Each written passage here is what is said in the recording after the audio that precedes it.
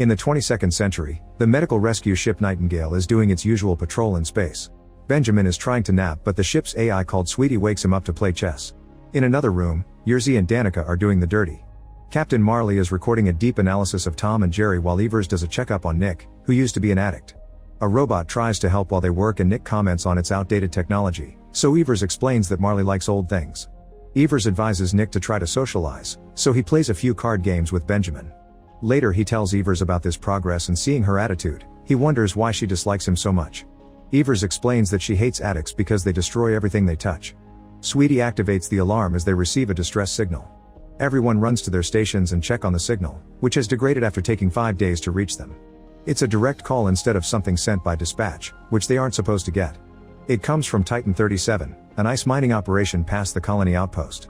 Sweetie informs them that it's a rogue moon that got expelled from orbit, which means there's a lot of gravitational instability in that area.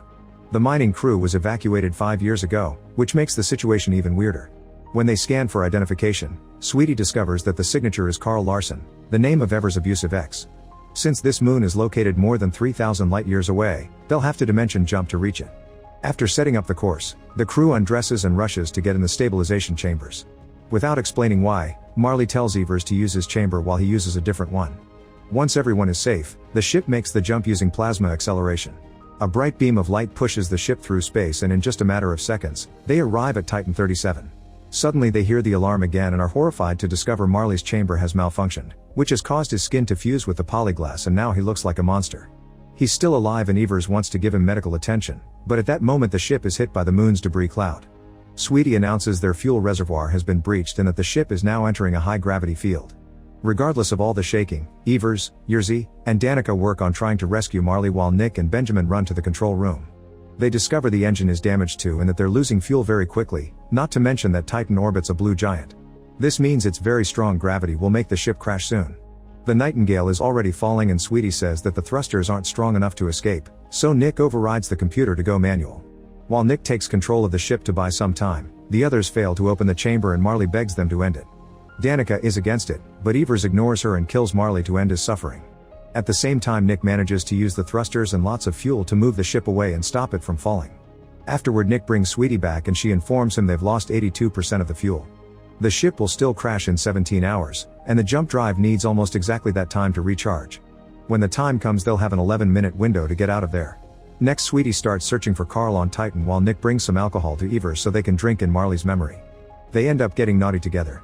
Meanwhile Yerzy surprises with an application to get permission to have a child, which is very hard to get. Danica expressed her wish to have children in the past, but now she isn't so sure. Moments later Benjamin calls Nick and Evers over to show them that the vents weren't modulating and that's what killed Marley. Evers realizes Marley must have seen the warning on the screen and that's why he made her change chambers. Suddenly Sweetie discovers a small transport ship leaving Titan and tries to communicate with the pilot, but there's no response. The ship is approaching the Nightingale very quickly, so the crew rushes to suit up for the incoming impact.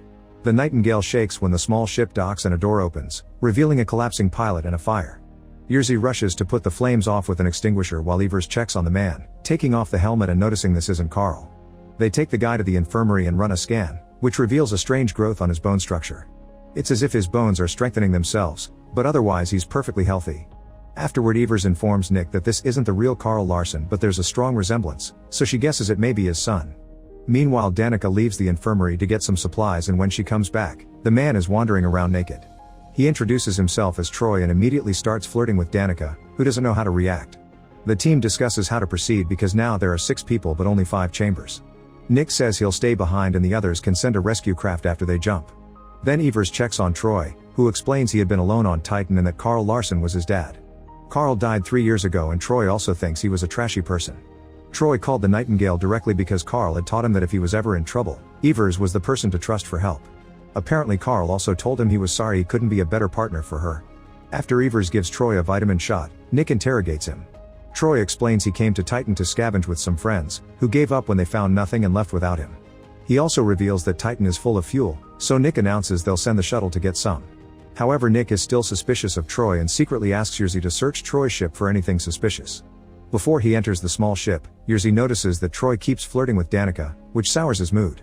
Inside Troy's vessel, Yerzy uses a scanner to investigate and finds something strange inside a box. He opens it and is surprised to see a bright purple object. After calling Nick, Jerzy touches the thing and is amazed how it makes him feel, to the point he puts his hand inside it. He takes it out before Nick arrives and swears he didn't touch anything. Afterward they take the object into the Nightingale and Sweetie classifies it as possible biohazard. Evers uses a special machine to control the robot, who puts the object in quarantine. Troy admits he kept it hidden because he didn't want to share his treasure, but he does tell his story. 3 years ago he intercepted a stray transmission from miners saying that they found something strange frozen in the ice. He immediately gathered some friends and came to Titan, only to find all the miners gone. His friends thought he had lied and left, but Troy stayed and searched the mines until he found the mysterious object. He's sure it's from an alien origin and now he wants to sell it to the government, so he offers the crew 5% each if they help him transport it. An argument ensues because Troy and Jerzy want to keep the object, but the others don't trust it. Evers comments on Troy's bone growth, but he swears he was born like that. In the end Nick orders the crew to scan the object and record its information, but they'll throw it out when they reach clear space. Still suspicious of Troy's story, Nick privately asks the others to prepare a rescue return unit just in case while he goes to the moon to gather fuel. Soon the shuttle starts going too fast because of the strong gravity, but Nick uses his piloting skills to keep control and land safely. He takes the elevator into the mines, which also goes too fast because of the gravity but thankfully makes it to the bottom with no issues. In the Nightingale, Troy tries to bond with Evers but brings up Carl again, causing her to storm off. Next he finds Danica and teases her because she's always having dirty thoughts. He can tell she wants a kid and that she's unsure if Jerzy could be the right father, so he flirts with her until she agrees to get naughty with him. Meanwhile Jerzy breaks the object's quarantine to keep touching it, which gives him great pleasure. In the lab, Evers and Sweetie analyze the object and discover extra-dimensional material that human science can't describe. It's a 3-dimensional shell protecting 9th-dimensional matter, meaning it's a bomb that could destroy the whole universe and start a new one. The aliens that created it probably planned for a random species to pick it up and take it to their solar system, which would destroy it and eliminate any competition. Danica overhears Evers explaining this to Benjamin and rushes to check on Jerzy, finding him asleep against the object. She gently guides him away from it and when Evers checks on his health, she discovers that the object made Jerzy a bit younger and much stronger. In the mines Nick is horrified to find the workers' bodies and no fuel. There are also dead men in spacesuits, implying they're Troy's friends. Nick contacts the Nightingale and his call is picked by Troy, who admits he killed everyone to keep the treasure for himself and now wants to kill Nick too. Troy uses the Nightingale system to hack into the mines and take control of the machines, which start destroying the whole structure. Nick moves away from the machines and breaks a glass to leave the mines, running as fast as possible while a vehicle chases him. He manages to get in the elevator just in time, but Troy can still see him on the security cameras and starts mocking him for his past as an addict, confessing he used to be the same. A furious Nick hits the camera to destroy it before running out of the elevator, only to watch his shuttle fly away without him. At that moment Danica enters the room and finds Troy controlling the shuttle. He tries to say he was helping Nick but she doesn't believe him, so he tears off the control stick before tossing it at her. Then Troy forcefully kisses Danica, who hits him with the stick and spits on his face. Troy responds by punching her before throwing her into the airlock, which he opens to expel Danica into space. While Danica dies floating away, Troy's wound heals itself. Meanwhile Jerzy is trying to access the object again but someone changed the lock code. Suddenly Troy shows up and destroys the keypad with supernatural strength. Then he shows his hands, revealing a purple glow that confirms he also touched the object. Jerzy tries running away but Troy throws him across the room, yelling at him about Danica. A terrified Jerzy grabs a tank and starts hitting Troy, who stands there without feeling any pain. Eventually Jerzy hits him hard enough to cause bleeding, but Troy is still fine and quickly knocks him out. Then Troy ejects Jerzy into space too. In the control room, Benjamin finds the damaged panel and asks Sweetie to contact Jerzy or Danica, but she can't find either of them. He immediately runs to find Troy, who is trying to bond with Evers again. Benjamin doesn't hesitate to shoot him with a hook and sends him flying before running away with Evers to get guns from another room. Once he's armed, Benjamin goes looking for Troy and is startled by a noise, but it's just the robot.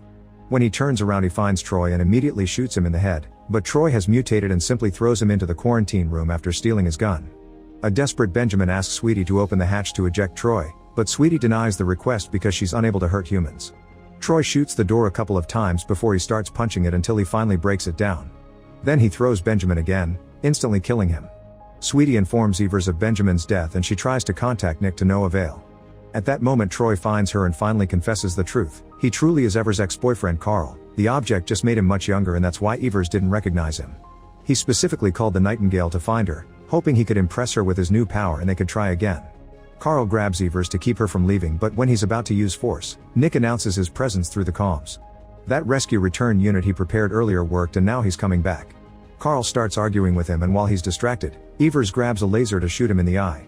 As Carl's power works on healing the wound, Evers runs to get the docking area ready. She's about to welcome Nick when suddenly Carl pushes her off and shoots a hook at the opening door, dragging a person in. However, it's just an empty suit that acted as bait, and now Nick comes out with 2 mechanical tools to fight Carl. A fight ensues and Carl's strength allows him to quickly overpower Nick, disarming him before throwing him around over and over again. Evers grabs an axe and hits Carl on his back, leaving an opening for Nick to retrieve his tool and cut Carl's arm off. Then he pushes Carl by the neck to lock him up inside a cage. While Evers and Nick run to check on the object, Carl removes the axe from his back and breaks down the cage door to escape. Sweetie senses that the object is becoming unstable and that the drive is finally charged, so they have 10 minutes to jump. Carl finds his fallen arm and easily reattaches it before going to the chamber room, where he starts destroying the pods with the axe. He also tries retrieving the object, only to discover Nick is moving it away. A furious Carl follows him only to find out it's the robot wearing Nick's clothes as a trap. He immediately takes the object back and notices an explosive inside it. Then Evers makes the robot give the finger before detonating the bomb. Carl blows up in a big explosion and half of the Nightingale is damaged now. Sweetie calculates that the object is reacting to the gravity of the blue giant and creating a supernova that will reach Earth in 51 years. This could destroy life on Earth or enable humankind to achieve a new level of existence. There's only one pod left, so the duo agrees to get in it together, even though having 2 people in one chamber comes with great risks. As the supernova finishes forming and explodes, the Nightingale finally makes the jump and the duo makes it back to Earth. When they look at each other, they notice they each have an eye of the other person. Sweetie scans them and confirms they're fine. She also announces that Evers is pregnant. However, she can't tell if it's a result of their naughty times earlier or a side effect of their joint jump. Make sure to subscribe and turn on notifications so you can watch more videos like this. Thanks for watching.